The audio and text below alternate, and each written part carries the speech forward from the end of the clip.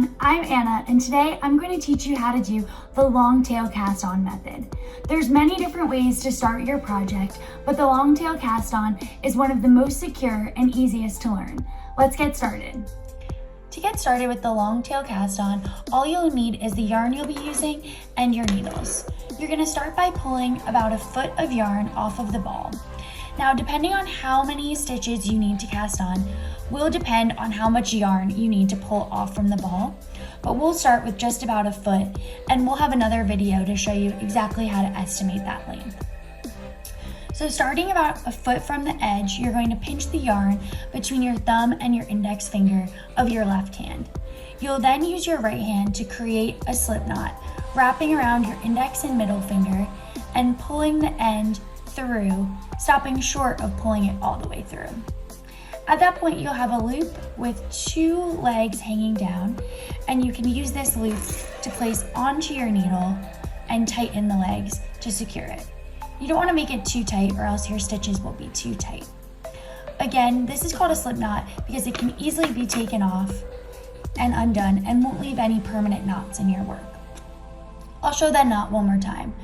Wrapping around your right hand, pulling the end through, stopping short of pulling it all the way through, placing it onto your needle, and securing the ends.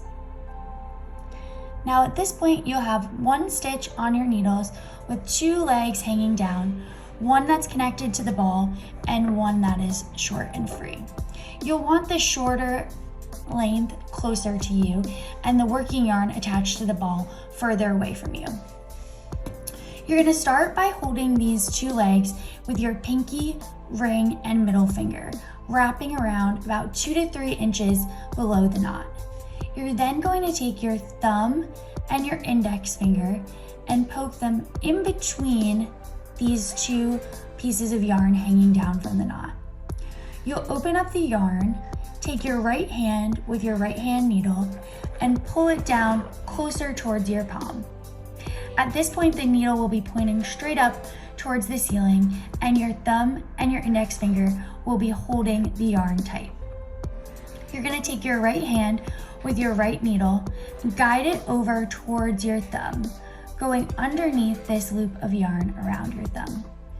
You'll pick that yarn up, go over to your index finger, and loop around the yarn around your index finger. At this point, you'll have 2 loops around the needle, and then you'll pull back through underneath the thumb and release your thumb and your index finger. Again, pulling the 2 legs of yarn to secure the stitch onto the needle. I now have 2 stitches on my needle. I'll continue to about 6 stitches and show you again. Wrap your 3 fingers around the yarn hanging down from the knot, about 2 to 3 inches. Take your thumb and your index finger and poke in between the 2 pieces of yarn, opening it up like a curtain. Take your right hand with your right needle, pull it down towards your palm. Start with your thumb, picking up the loop of yarn there. Go over to your index finger, picking up the loop of yarn there, and go back through under the thumb, releasing the thumb and the index finger, and securing the stitch to the needle. Again, wrap around the yarn, open up the 2 pieces, pull your right hand down, go over to your thumb, over to your index finger, back under the thumb, and release. Open up the yarn, thumb, index finger, through, and release. Thumb, index finger, through, and release. Thanks for tuning in to learn about the long tail cast on method.